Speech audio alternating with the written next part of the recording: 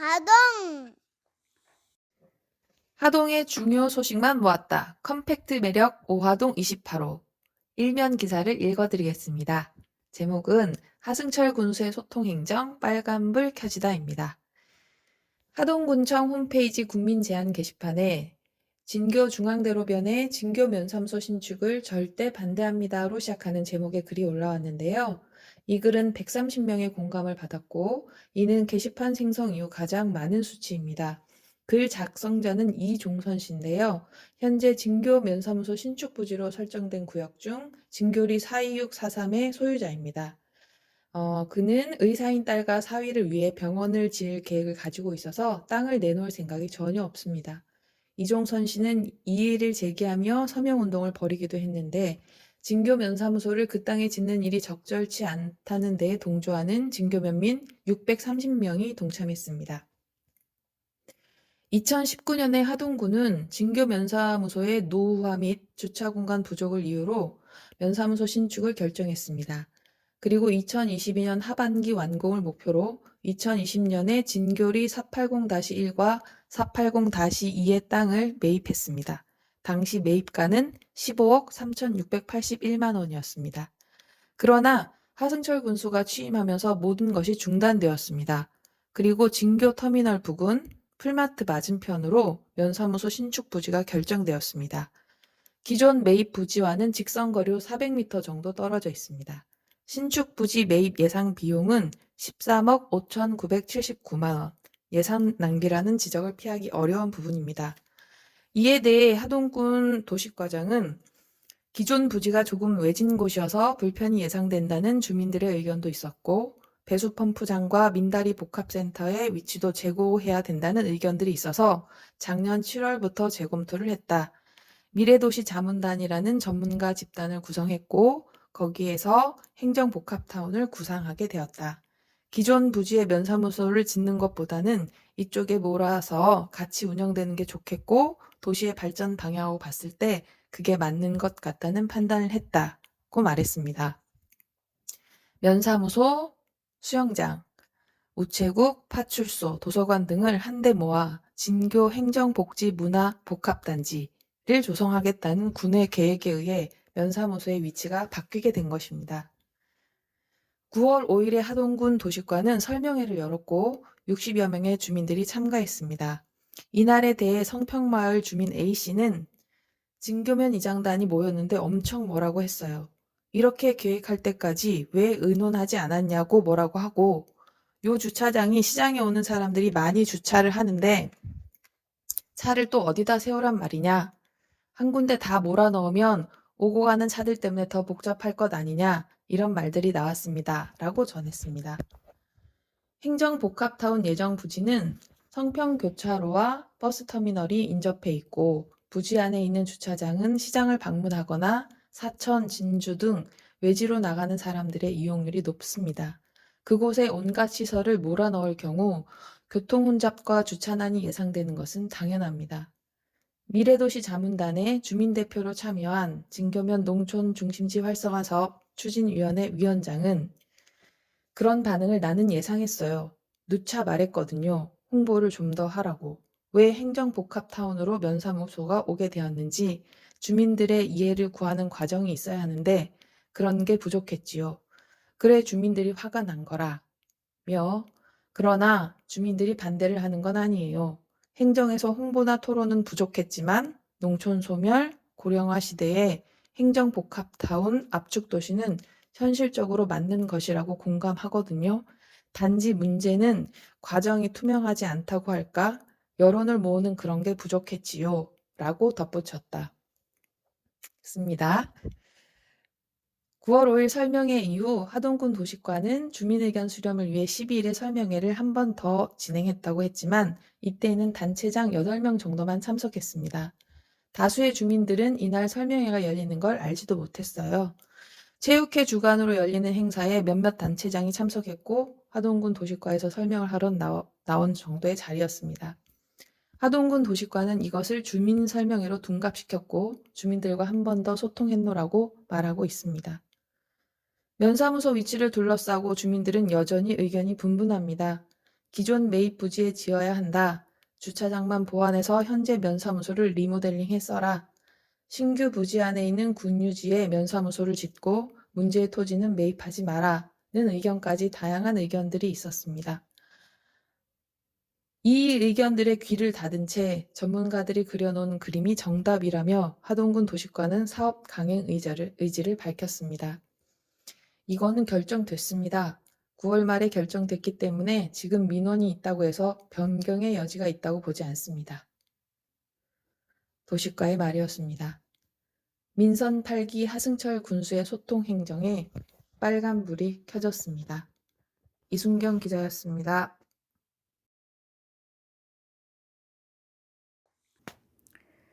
오하동 11월 28호 이면을 읽어드리겠습니다. 매력 없는 컴팩트 매력도시 하동에 관한 기사입니다. 지난 4월 20일 하동구는 미래도시 종합발전계획이라는 대규모 행정 및 문화센터 건설 계획을 발표했습니다. 10월 4일 중간보고가 있었는데 주요 내용은 행정 및 문화복지시설을 중심에 집약시키는 형태로 재편해 각 읍면의 공간 구조를 압축한다는 것이었습니다. 주민의 접근성을 향상하고자 압축된 공간에 보행자 위주의 교통체계 조성을 기본 방향으로 설정하고 읍면별 문화 환경의 특색에 맞는 전력 사업을 제안했습니다. 이와 관련해 하승철 군수는 군민이 행복해지기 위한 상상을 구체적인 구상으로 만든 보고회였으며 향후 실현 가능한 계획 수립을 통해 컴팩트 매력도시 하동을 조성할 것이라고 말했습니다. 경남일보에 출처였습니다. 이 계획을 더 자세히 알아보기 위해 하동군에 문의하였습니다. 먼저 예산 규모에 대한 질문에서 주민 설명회가 남아있고 거점 시설과 문화시설 등이 구체적으로 정해지지 않아서 12월 중순이 되어야 대략적인 예산을 알 수 있다고 하였습니다. 또한 중앙정부의 공모사업으로 최대한 국비 지원 비율을 늘릴 것이며 지역 소멸기금과 공모사업 지원금으로 추진할 계획이라고 하였습니다.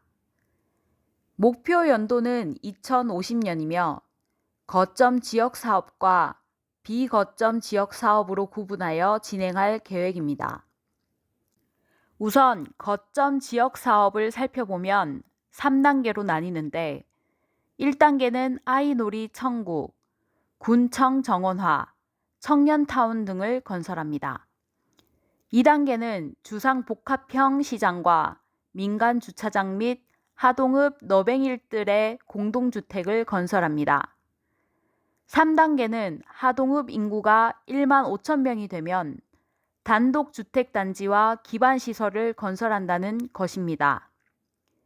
비거점 지역사업은 관공서 신축과 리모델링을 포함한 면 단위 행정복합타운을 조성하는 것입니다. 10월 말에서 11월 말 사이에 읍면을 다니며 주민 설명회를 개최할 것이라고 합니다. 기본 구상안의 완료 기일은 24년 3월로 잡고 있지만 주민 의견에 따라 연장될 수 있다고 합니다. 그러나 문제는 이 같은 사업이 당초 기대한 목표를 달성할 수 있을지 여부입니다. 공공기관을 이미 모아놓은 화계면의 탐리 행정복합센터의 사례를 살펴보았습니다. 약 70억 원을 들여 화계면 청사, 다향문화센터 및 주변 종합정비, 화계보건시설을 지었습니다. 주민들은 이 사업으로 인구 투입, 투자 유치, 주민 편의로 인한 행복도 상승 등의 효과는 크게 없다고 입을 모았습니다. 화계 천변의 경관 훼손을 제쳐두고라도 놀리고 있는 넓은 주차장과 이용객이 없어 유지비만 나가고 있는 다양문화센터 등을 볼 때 혈세 낭비라는 것입니다. 그런데 이와 비슷한 행정복합센터 건설 사업을 하동군 내 10여 곳에 더 하겠다는 것입니다. 관공서를 새로 짓고 시설을 모아놓는다고 주민이 행복해지지 않습니다. 관공서가 멀리 떨어져 있다고 해서 낙후된 것도 아닙니다. 차라리 그 예산으로 이미 넘치도록 지어진 공공건축물의 이용을 활성화시킬 수 있는 소프트웨어 정책이 필요한 것입니다. 복지 재정을 늘리고 귀촌, 귀농, 청년 지원 정책의 예산을 더 늘려 실질 인구 유입 정책을 펼치는 것이 미래 하동을 위한 보다 현명한 방법일 것입니다. 관공서를 새로 짓는다고 도시가 쾌적해지고 명품이 되는 것은 아니며 그렇다고 해서 대규모 투자가 이루어진다거나 인구가 증가하는 희망찬 미래가 오지 않습니다. 건물을 새로 지으면서 올라가는 것은 주민들의 행복 지수가 아니라 건설사의 이익과 세금 낭비에 대한 국민들의 분노입니다. 군의 설명에 따르면 주민 설명회를 통해 주민의 의견을 반영할 계획이라 합니다. 과도한 행정 건물 신축으로 하동군의 혈세가 낭비되는 것을 막을지 그대로 둘지는 우리 국민들의 몫입니다. 김단호 개건기자입니다. 오하동 11월 28호 사면을 읽어드리겠습니다. 악양 형제봉 주막이 없어질 위기에 처했습니다. 하동군이 선정한 핫플레이스임에도 마을 사업으로 철거가 예정되었다는 내용입니다. 하동군에는 지역민보다 외지 관광객들이 즐겨 찾는 관광 명소들이 있습니다. 악양면에 위치한 형제봉 주막도 그중 하나입니다. 형제봉 주막은 2009년 30여 년 만에 고향에 돌아온 송영복 씨가 입성마을 구판장을 임대하여 문을 연 이후 인근 귀농인들과 문화예술계 사람들에게 봉주막이라 불리며 사랑방 역할을 하기 시작했습니다. 2010년 말에 출간된 공지영 작가의 책 지리산 행복학교에 소개되면서 전국적으로 알려지기 시작했고 2019년에 배우 공유가 광고 촬영을 위해 하동에 왔다가 형제봉 주막에 들른 뒤로 더욱 유명세를 탔습니다. 지금도 배우 공유의 젊은 팬들 사이에서는 소위 공유 성지라는 이름으로 하동 관광의 필수 코스로 자리 잡고 있습니다. 건국대 석좌 교수인 조용원 씨는 조선일보에 연재하던 조용원 살롱에서 심산 주막이 다 없어졌지만 근래에 하나 자생적으로 복원된 주막이 형제봉 주막이다. 인생 채취가 배어있는 주막 주인의 기타 노래가 산중의 풍류를 느끼게 한다. 지리산의 유구한 주막집 전통을 잇고 있다. 라고 썼습니다. 14년 세월을 통해 하동을 대표할 만한 관광 명소로 자리 잡으면서 형제봉 주막은 2023년 하동군이 선정한 15개의 핫플레이스로 선정되기도 했습니다. 그런데 이 형제봉 주막이 하동군 행정부서 간의 엇박자와 상반된 정책 집행으로 사라질 위기에 처했습니다. 문화관광과는 핫플레이스로 선정했고 도시과는 마을 사업을 위해 철거할 예정인데 그 내용을 계속 읽어드리겠습니다. 지난 4월 하동군은 관광객 유치를 통한 지역 경제 활성화를 위해 2023 핫플레이스 15곳을 선정했다고 밝혔습니다. 핫플레이스는 신청서를 낸 관내 72개 사업체를 대상으로 관광객에게 인기 있는 인스타그램, 유튜브 등 소셜미디어를 분석한 후 홍보 관광업체 전문가 및 교수 등으로 구성된 전문 심사위원회 최종 심사를 거쳐 선정되었습니다. 지정된 곳은 홍보물 제작, 홈페이지, SNS 등을 통해 집중적으로 홍보하며 포토존, 테마 공간, 핫플, 인테리어 조성 등 시설 개선에 대한 인센티브도 제공했습니다. 군 관계자는 핫플레이스로 지정된 곳은 군 홍보물 등에 수록하게 된다. 매년 재심사를 통해 핫플레이스를 변경 또는 추가 지정하고 매출액, 방문객, SNS 노출 횟수 분석 등을 통한 성과 분석으로 지속적인 핫플레이스 사업을 추진할 계획이라고 밝혔습니다.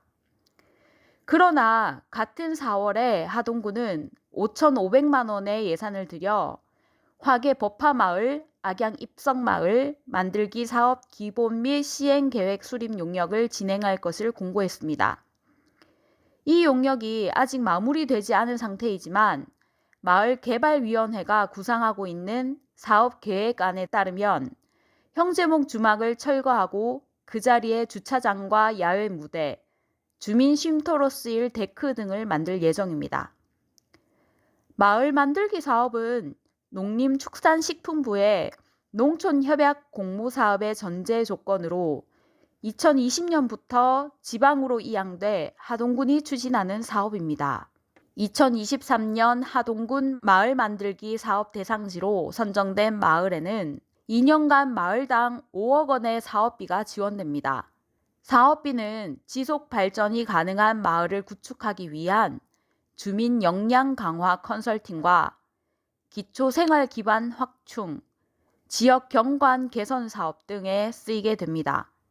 군 관계자는 이번 마을 만들기 사업은 사업 계획 수립 단계부터 철저한 교육을 통해 주민들의 역량을 강화하고 지역 현안에 대해 공감대를 형성돼 수립된 계획으로 소통, 변화, 활력으로 군민과 함께하는 하동 만들기에 큰 도움이 될 것으로 기대한다고 말했습니다. 하동군이 형제봉 주막을 핫플레이스로 선정하여 지원하는 정책과 마을 만들기 사업을 위해 형제봉 주막을 철거하는 모순된 정책을 동시에 시행하고 있는 셈입니다. 형제봉 주막을 운영하고 있는 송영복 씨에 따르면 마을 이장으로부터는 오는 11월 5일 계약 기간이 끝나는 대로 마을 만들기 사업 진행을 위해 건물을 비워줄 것을 요구받았지만 비슷한 시기에 문화관광 및 슬로시티 담당자들과의 만남에서는 철거는 아쉽고 이해가 되지 않는 결정이라는 얘기를 들었다고 합니다. 하승철 군수는 올해 3월 14일에 진행한 뉴스원과의 인터뷰에서 문화관광도시로 하동군 이미지 변화를 도모하기 위해 SNS 등을 통해 관광객이 많이 찾고 하동 특유의 개성을 살린 핫플레이스 지정 사업을 추진할 예정이며 각종 축제 및 주요 관광지는 반복적인 이슈 생성을 위해 지속적인 방송 매체 노출, SNS 온라인 매체에 집중해서 홍보할 계획임을 밝힌 바 있습니다. 형제봉 주막은 방송 매체 노출이나 SNS에서의 언급 비중에 있어 하군수의 바람을 충족하기에 충분한 핫플레이스입니다. 단지 5억의 사업 예산을 집행하기 위해 오랜 시간에 걸쳐 만들어진 형제봉 주막의 관광 자원으로서의 유무형적 가치를 일순간에 파괴해버리는 것은 어리석은 일입니다. 그러나 이런 엇박자를 초래한 책임 부서인 문화관광과와 도시과는 서로의 눈치를 보며 적극적인 정책 조율이나 해결 방안을 내놓지 않고 있습니다. 형제봉 주막 주인장 송영복 씨의 말입니다. 나름의 상징성이나 보존 가치가 있는 관광지를 만드는 게 그게 쉽나? 없으면 만들어야 할 판에 있는 것도 없애려 하니 되나 말이다. 여가 일반 막걸리 집도 아니고 전국에서 막걸리 먹으러 일부러 찾아도 오고 그런 데인데 그래도 이젠 방송 매체, SNS 같은데 이미 많이 알려져 있어서 하동 홍보도 되고 이런 데가 남아 있어야 동네도 살아나는 기라. 핫플레이스로 지정해놓고 이제 헐어버린다고 하면 군청 사업에도 역행인 기라. 마을 사업도 좋지만 이러면 안 되는 기라. 하동군의 현명한 사업 조정과 적극적인 해결책 마련이 필요해 보입니다. 김경구 기자였습니다. 2023년 11월 오하동 28호 오면 우리 마을 두루두루를 읽어드립니다. 제목 한세기 100년하고도 10년 110살 화신마을 역사의 산 증인 신우순 어르신의 장수 비결. 신우순 어르신 1913년 출생, 1915년 신고. 어르신은 오늘도 툇마루에 나와 앉아 멀리 보이는 벌판에 차가 몇 대나 올라오고 사람이 얼마나 오가는지 보고 계신다. 한쪽 눈은 장작을 패다 찔려 거의 보이지 않지만 다른 한쪽으로는 젊은이보다 더 좋은 시력으로 움직이는 것들을 헤아리신다. 청력도 100세 넘도록 좋았지만 달팽이관이 빠졌다는 진단 이후로 소통이 쉽지 않다. 많은 이야기를 본인 입으로 직접 듣고 싶었지만 쉽지 않았다.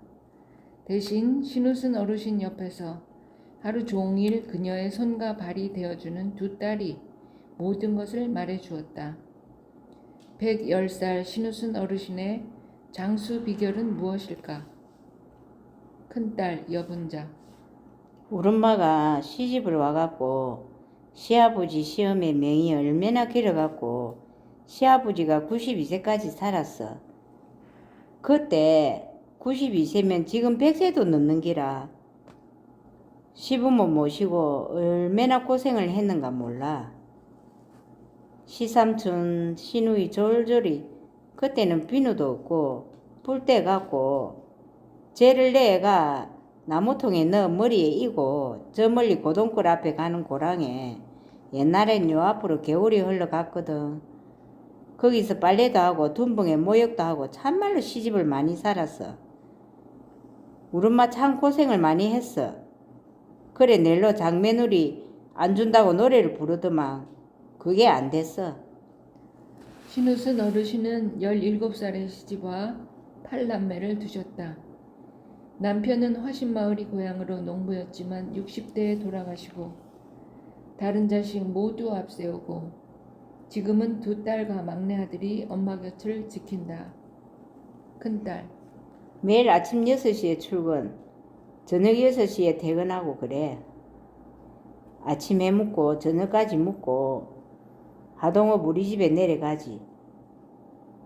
잠은 오빠하고 자고 큰 올케 작은 올케 다 병들어 죽고 그 명을 우리 엄마가 다 사는 것 같아. 참 정정했는데 한 번 아팠어. 귀에 달팽이관이 빠져갖고 병원에 입원했다 왔는데 그때부터 다리가 붙어버려 못 걸어. 그전에는 지팡이 짚고 경로당에 가서 밥도 먹고 놀다 오고 그랬어. 22년에 코로나도 했어. 100살 넘도록 문 앞에 차 세워놓으면 혼자 걸어가 타곤 했는데 이젠 못 걸어. 작은 딸 여진. 음식은 육고기 생선을 좋아해. 회하고 민물깨기는 안 무. 생선은 늘 안 빠져. 젊어서 틀리해 넣어서 그런가 2번을 했는데 이빠디는 좋아. 옛날에 젊었을 때 가슴앓이라는 병이 있었어. 엄마가 가슴이 아프면 일주일이고 열흘이고 아무것도 못 먹어. 물만 먹어도 아파. 지금 보면 스트레스라. 시엄마, 시할매, 시삼촌 뭐 싹 다 요 한 집에 같이 사니까 스트레스라. 그걸 많이 잡섰어. 하풍단. 그걸 내 달아놓고 묻었어. 이젠 허가가 안 나 못 만든다 카대. 화풍단은 식약처의 허가를 받지 않은 식품으로 주의와 대책이 필요하다고 알려져 있다. 언니가 오딱을 해드렸는데 그거 먹고 났는지 그 다음부터는 괜찮아. 신우순 어르신의 고향은 악양 신대리. 지금 살고 있는 화신마을로 시집와 지금까지 한 곳에 살고 계신다. 큰딸. 우리 엄마는 콧구멍에 바람 넣는 걸 제일 좋아해. 맨날 세몰 가자 그래. 난 절대 멀미 안 한다 그래. 그저 차만 타고 나가면 좋은 기라. 그럼 10번도 가봤지. 길 이름 동네 이름 싹 다 알고 있어. 한 동네에 또순이가 4명이나 됐대. 신또순 조또순 강또순 이또순이 어디 가서 살고 다 잘 살고 있을까 그래? 다 벌써 죽어 뿌리고 없다 그러지. 그러면 죽긴 와주고 정신 없을 땐 그러지. 일제강점기와 6.25 사변을 다 겪고 코로나도 이겨내신 어르신. 큰딸. 인민군이 여기 총을 쪼로로 세워놓고 밥에 먹고 가고 그랬어. 나는 무서워서 저 뒤에 숨었어. 저 대밭뒤로 피난도 갔어. 거기 큰 굴이 있어. 인민군한테 동네 사람들 양식 다 뺏겼는데 우리 할매는 얼마나 영리한지 하나도 안 뺏기는 기라. 새끼들이 서이나 있는디 요양원에 우리도 안 보내고 자기도 안 갈라 그래. 셋 중에 하나만 안 보여도 내 지달리고 찾아. 돌이 어디 갔냐, 올 때 됐는데 와 안 오노 하고 눈에 안 보이면 찾아. 참 잘 자. 머리만 땅에 닿으면 주무셔. 뭐 TV도 보고 요즘엔 아침으로 안 일어나시려고 해. 하루 두 끼만 먹지. 중간에 간식 좀 먹고 군청에서 저기 멀리 있는 변소를 바로 방 옆에 옮겨주고 양변기도 설치해줬어. 전기도 불 때는 거였는데 싱크대 놔주고 이불하고 음식도 많이 갖다 주고 변은 3일에 한 번씩 보는데 변비도 없어. 혈압약 하나 먹는데 한 번 먹으면 계속 먹어야 한다대. 그러니까 못 걷는 거 하고 못 듣는 거 말고는 불편한 거 없어. 남들보다 힘든 층층시야 시집살이를 다 견디시고 일제강점기 6.25도 겪으시고 힘든 코로나도 이겨내시고 남편과 자식 앞세우신 신우신 어르신의 장수 비결은 무엇일까? 정답은 아무도 모른다이다. 내가 알아낸 건 옆에서 매일 밥을 같이 먹고 같이 자는 두 딸과 아들이 함께 있다는 것 외에는. 신우순 어르신은 10월 13일 인터뷰를 하셨는데 10월 29일 별세하셨습니다. 삼가 고인의 명복을 빕니다. 큰딸의 이정혜, 작은딸 김영선, 그리고 홍마리 기자가 읽어드렸습니다. 6면 환경 기사를 읽어드리겠습니다. 하동의 기후변화, RCP 시나리오와 더워지게 될 하동. 하동이 더워지고 있습니다. 물론 하동만의 이야기는 아닙니다. 1912년부터 2020년 지난 109년 사이에 지구의 평균 기온이 1.1도씩 상승하였습니다. 대한민국은 1.6도씩 상승한 것으로 알려졌습니다. 모두가 지역 발전을 외치고 있는데 이대로라면 하동에서 살아가는 일이 가능하기는 한 것일까요? 기후변화 및 지구온난화를 연구하고 대응을 고민하는 국제기구 IPCC에서는 2006년 RCP 시나리오를 발표했습니다. RCP 시나리오란 IPCC가 여러 가지 기후변화 시나리오를 만들고 있는데요. 그 시나리오들 중 인간 활동이 대기에 미치는 복사량으로 온실가스 농도를 예측하여 완성한 시나리오를 말합니다. RCP 시나리오는 기후위기 대응 정책과 기후변화 간의 관계를 평가하고 있는데요. 2.6, 4.5, 6.0, 8.5 네 가지 버전이 있습니다. 이 가운데 주목할 것은 RCP 2.6과 RCP 8.5입니다. RCP 2.6은 적극적인 기후위기 정책을 시행해서 기후변화를 최소화한다는 가정하에 만들어진 시나리오고요. RCP 8.5는 별다른 기후위기 대응을 하지 않고 지금과 같은 경제성장을 지속한다는 가정하에 만들어진 시나리오입니다. 그렇다면 이 RCP 2.6과 RCP 8.5라는 각각의 경우에 하동의 연평균 기온은 얼마나 상승할까요? 기상청에서 제공하는 기후변화 포털에서 알아보았습니다. RCP 2.6에 따르면 현재 12.6도씨에서 2040년에는 13.6, 2070년에는 13.9, 2100년까지는 13.9, 그래서 지금으로부터 2100년까지 약 1.3도씨의 상승폭이 예상이 됩니다. RCP 8.5 시나리오에 따르면 현재 12.6, 2040년까지는 13.2, 2070년까지는 14.6, 2100년까지는 16.4, 지금으로부터 2100년에는 3.8도씨까지 상승폭이 나타난다고 예상하고 있습니다. 우리 사회는 급속한 경제 성장을 추구하며 과도한 소비 형태도 바꾸지 못하고 있습니다.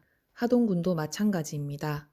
미래도시 건설, 갈사산업단지 개발, 각종 리조트 유치, 복합 행정타운 조성 등 2023년 현재 하동의 핵심 정책을 고려할 때 RCP 8.5 시나리오가 현실화될 것이 예상이 됩니다. 그리고 RCP 8.5에 따르면 21세기 말 하동 평균 기온은 21세기 초에 비해 3.8도씨 높은 16.4도씨까지 올라갈 것입니다. 평균 기온 상승은 기온만 오르는 것이 아닙니다. 해수면 상승, 극한 기후 등 우리가 견뎌내기 힘든 심지어 생존에까지 영향을 미칠 수 있는 재난을 함께 가져옵니다. 유난히도 더웠던 여름은 모두에게 힘든 시간이었습니다. 더욱이 봄의 저온 현상과 가을 장마로 하동의 특산물인 대봉감과 배, 그리고 밤 등의 농작물 수확이 많이 줄었습니다. 대다수의 주민이 농업을 기반으로 하는 하동의 가을이 마냥 즐겁지만은 않은 이유입니다. 하동군이 추진하고 있는 각종 개발 사업에 대한 전면적인 검토가 필요합니다. 최지한 기자였습니다. 기후위기와 재난공동체. 이제 기후위기라는 말조차 한가하게 느껴진다. 2023년만 해도 산불, 냉해, 폭염, 가뭄, 긴 장마, 홍수, 태풍, 가을 장마 등으로 농민들 한숨소리가 하늘을 찌른다. 이제 기후참사, 기후재앙의 시간이다. 그레타 툰베리가 2018년부터 5년 이상 던지는 우리가 함께 사는 지구집에 불이 났는데 왜 모두 아무 일 없는 듯 태어나죠? 라는 질문이 절박하다. 이런 문제의식을 공유하기 위해 하동참여자치연대 주관 아래 9월부터 10월까지 6회에 걸친 기후위기 특강이 있었다. 기후위기의 현실과 심각성, 기후위기의 원인, 기후위기에 대한 대응 방식, 자본주의적 대안인 그린 뉴딜과 탈자본에 대한 첫 번째 구조적 차원, 탈자본에 대한 두 번째 행위적 차원이 바로 그 내용들이다. 그런데 기후위기에 대한 우리의 태도는 어떠한가? 첫째, 가장 심각한 것은 음모론, 현실 부정이다. 기후위기라는 건 애당초 없는데 괜히 그것으로 이득을 보려는 자들이 억지로 만들어낸 것이라는 태도. 그러나 주변 농민들 얘기만 들어보아도 음모론은 사실무근이다. 둘째, 기후위기 겁낼 것 없다는 입장이다. 기술 혁신으로 대처 가능하다는 태도. 일례로 탄소 흡수 기술로 대기 중 이산화탄소를 줄이거나 기존의 탄소 배출을 현저히 줄이는 게 가능하다고 한다. 그러나 이 역시 기존 경제 패턴을 고수하려 한다. 셋째, 기후위기를 인지하되 한국의 경우 기존의 온대기후가 아열대기후로 변했으니 이 기후변화에 걸맞는 농산물을 재배하면 수입이 짭짤하다는 태도. 이미 애플망고, 레드향, 백향과 패션프루트 등 아열대 작물이 우리 땅에서도 재배된다. 얼핏 참신한 대안처럼 보이나 이는 기후위기에 정면 대처하는 게 아닌 발빠른 적응에 불과하다. 넷째, 각종 국제회의에서 나온 ESG, 즉 환경, 사회, 협치, 그리고 RE100, 재생에너지 100% 사용, SDGs, 지속가능 발전 목표들, 끝으로 그린 뉴딜 등으로 상징되는 전략적 개념들도 있다. 이런 입장은 녹색 경영 전략 도입으로 기후위기 극복이 된다고 한다. 그러나 이 역시 대량 생산, 대량 소비, 대량 폐기라는 자본의 시스템에 대한 깊은 성찰이 없다. 나는 이 모든 걸 무책임한 가짜 해결책이라 본다. 그러면 진짜 해결책은 무엇일까? 그것은 지구나 자연을 단지 돈벌이의 대상으로 여겨 끝까지 파괴하는 자본, 나아가 사람을 인격체로 보기보다는 오로지 노동력으로 보고 끝까지 착취하는 자본. 이 자본 관계를 당장 그만두는 것. 영화 설국열차는 새로운 삶을 위해서는 맨 앞에 기관차로 전진하는 것이 아니라 연문을 열고 밖으로 나가야 함을 말한다. 따라서 지금부터라도 우리는 자본 관계에 대한 믿음을 거둬들이고 어떻게 하면 소박하게 살더라도 더불어 건강하고 행복할 수 있을지 토론해 나가야 한다. 물론 정답은 아무도 모른다. 하지만 분명한 점은 지금 이대로 가면 파국과 공멸이 더 빨리 오게 되어 있다는 것이다. 솔직히 인류는 파국을 예방하긴 글렀다. 온갖 국제 보고서, 예를 들어 IPCC 보고서 등을 보면, 그리고 책들에서 말하는 것처럼 이미 늦었다. 그렇다면 현실적으로 우리는 최선을 다해 파국을 지연시키려는 노력을 하되 막상 파국 상황에서 생존자라면 어떻게 살아야 할지에 대해 토론, 성찰, 상상해야 할지 모른다. 여기에 힌트를 주는 2023년 영화가 있다. 재난 공동체에 관한 얘기로 콘크리트 유토피아, 엄태화 감독의 영화가 그것이다.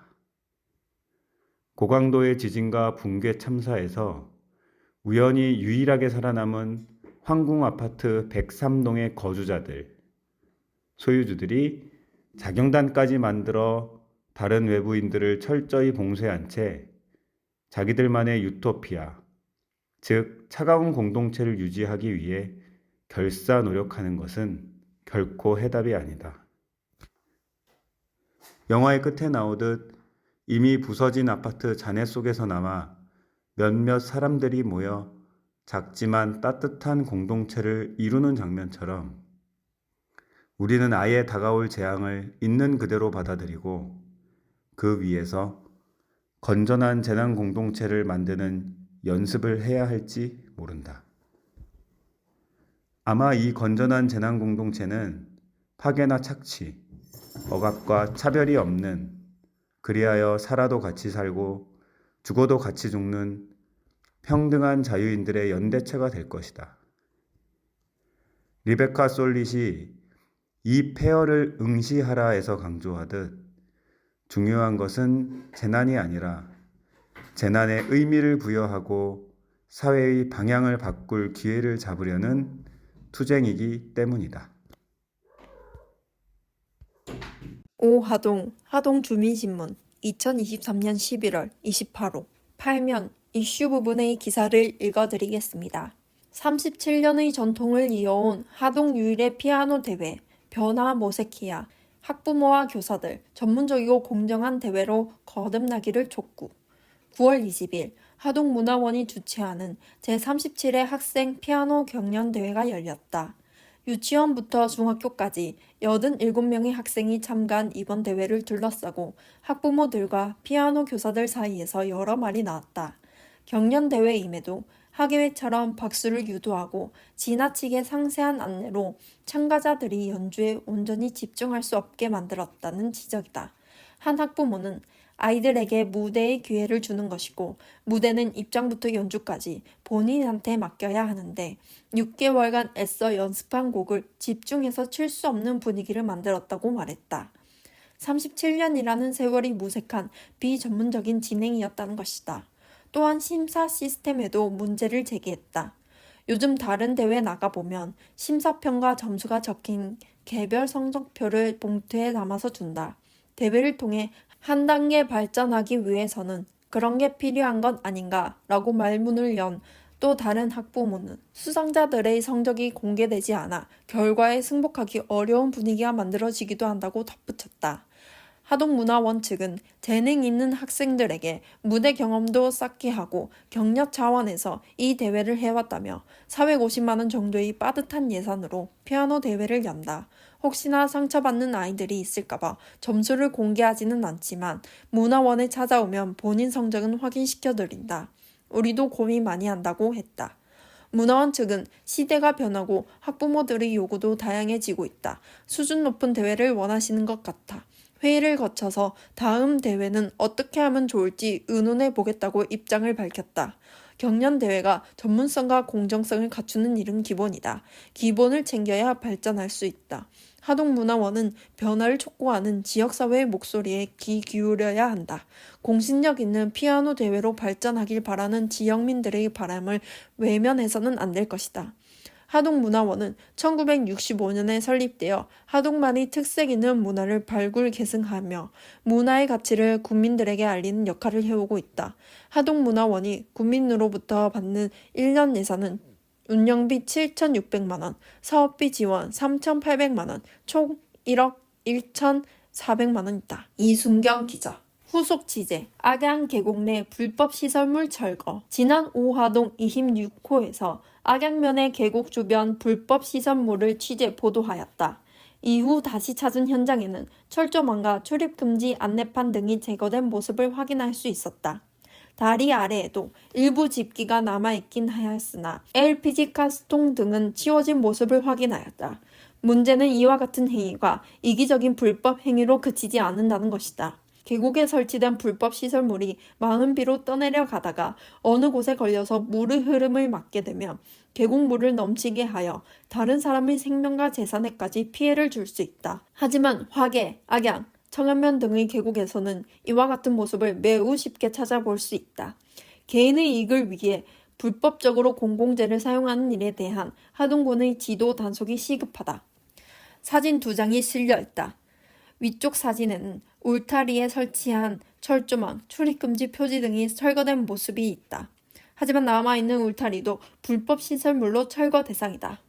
아래쪽 사진에는 다리 아래에 아직도 일부 집기가 남아있는 모습이 찍혀 있다. 최지향 기자. 악양천 수달. 로드킬 당한 악양천 수달의 사진이 실려 있다. 지난 10월 21일 악양면 치간림 인근 도로에서 수달이 죽은 채로 발견되었다. 해당 지역은 차량 운행이 많지 않은 곳이다. 전문가에 따르면 수달의 목이 꺾여 있는 것으로 보아 이곳을 지나가는 차량에 희생된 것으로 보인다고 하였다. 수달은 천년기념물 제335이자 멸종위기 1급으로 지정되어 보호받는 동물이다. 악양천에 수달이 산다는 것은 수달의 먹이가 되는 물고기가 많다는 것이고 물고기의 먹이가 되는 각종 물속 생물이 많다는 것을 의미한다. 곧 수달이 산다는 것은 악양천의 생태계가 건강하다는 것이다. 수달이 함께 살아갈 수 있는 건강한 생태계를 지키기 위한 사람들의 노력이 필요한 때이다.